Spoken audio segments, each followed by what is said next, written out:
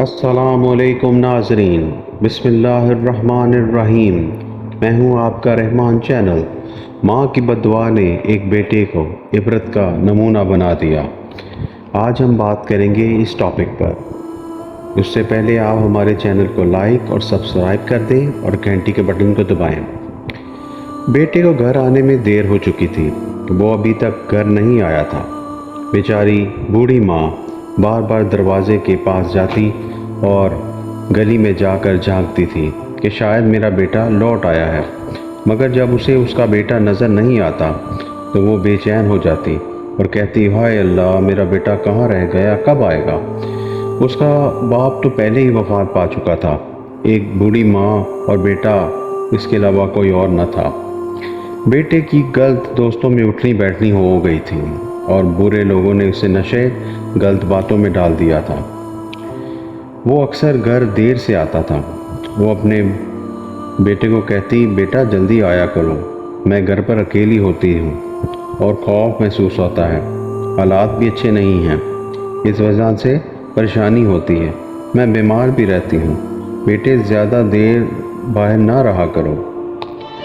بیٹا ایک طرف سنتا، دوسری طرف سے نکال دیتا۔ ماں تھی نا، صبر کر لیتی تھی۔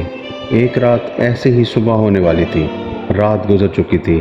اچانک دروازے پر دستک ہوئی، دروازہ کھلا تو سامنے بیٹا تھا۔ ماں نے شکر ادا کیا، اللہ تیرا شکر ہے، چلو دیر آئے درست تو آئے۔ بیٹا کہنے لگا، اماں مجھے بھوک لگی ہے، مجھے روٹی وغیرہ بنا کے لاؤ، بہت بھوک لگی ہے، میں مرا جا رہا ہوں۔ جیسے ہی بیٹا اندر آیا، اس نے چیخنا چلانا شروع کر دیا۔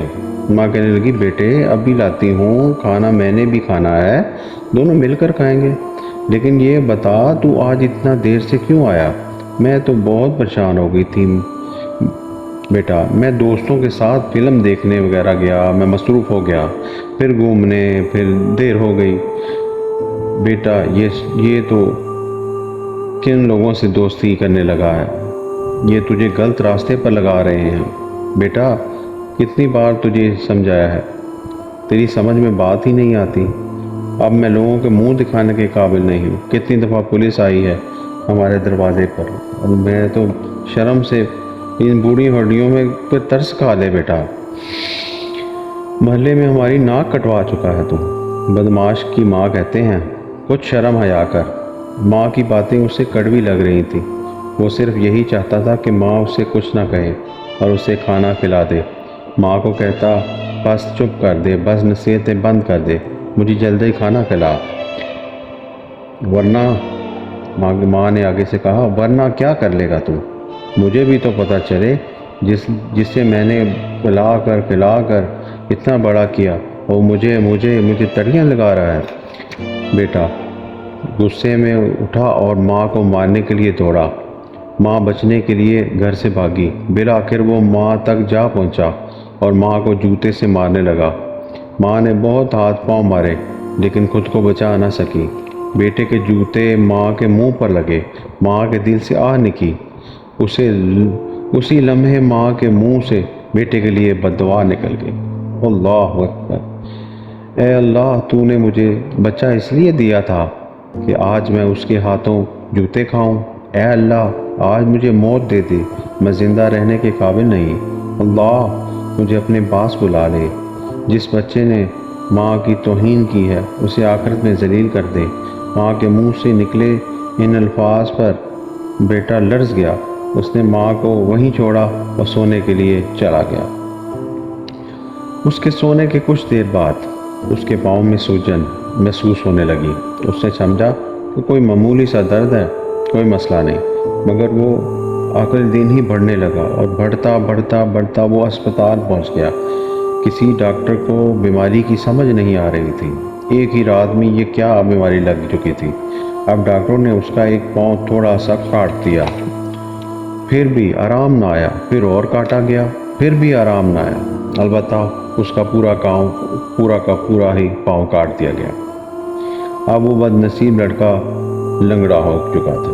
جہاں سے اس کا پاؤں کاٹا گیا وہاں زخم گہرا بن گیا، تھوڑی پیپ بن گئی، اس زخم کا علاج ناممکن سا بن چکا تھا۔ ادھر اس کا علاج چل رہا تھا اور ادھر اس کی ماں دنیا سے ایک ہی ہفتے بعد چل بسی۔ اس دکھ کو لے کر وہ دنیا سے چلی گئی۔ ماں کی آس اس دن بھی ہی ختم ہو چکی تھی جس دن بیٹے نے اسے جوتے سے مارا تھا۔ کیا کیا خواب دیکھتی ہے ماں، وہ اپنی خواب سجاتی رہی لیکن بیٹا اس کو ذلیل کرتا رہا۔ یہ کہتی کہتی دنیا سے چلی گئی۔ بیٹے کی کسی اور لڑکی سے پھر شادی ہوئی مگر وہ بھی اسے چھوڑ کر چلے گئی۔ اس کے بچے بھی ہوئے اور بچے بڑے ہوئے تو انہوں نے جائیدادوں کے چکر میں اس کو گھر سے باہر نکال دیا۔ تو وہ آدمی بھیک مانگ کر روٹی کھانے لگا، سڑکوں پہ رہنے لگا۔ لوگ کہتے یہ وہی شخص ہے جس کی ماں اسے جوتے کھا کھا کر مری تھی۔ 4 سال یہ بھیک مانگتا رہا۔ یہ چیچا ودنی کا علاقہ تھا۔ ایک مولانا عبدالشکور رحمۃ اللہ علیہ جب تقریر کرنے چیچا ودنی آئے تو تقریر کرنے کے بعد مولانا صاحب واپس جا رہے تھے تو اچانک ایک آدمی ملا۔ وہ ایک چارپائی پر بیٹھا ہوا تھا۔ اس کے ہر طرف مکھیاں ہی مکھیاں بلبلا رہی تھیں، جس کے چہرے کا رنگ پیلا پڑا ہوا تھا۔ بہت پریشان معلوم ہوتا تھا۔ مولانا کے گزر پر آواز دی، مولانا سنیے، میرے پاس آئیے۔ اس نے مولانا کے صاحب کو سارا واقعہ سنایا، کس طرح ماں کو رسوا کیا۔ میری ماں نے مجھے بد دعا دے دی۔ اس نے زور سے چیخ ماری اور زمین پر گر گیا۔ اتنا کہہ کر اب میری آخرت کیسی ہوگی؟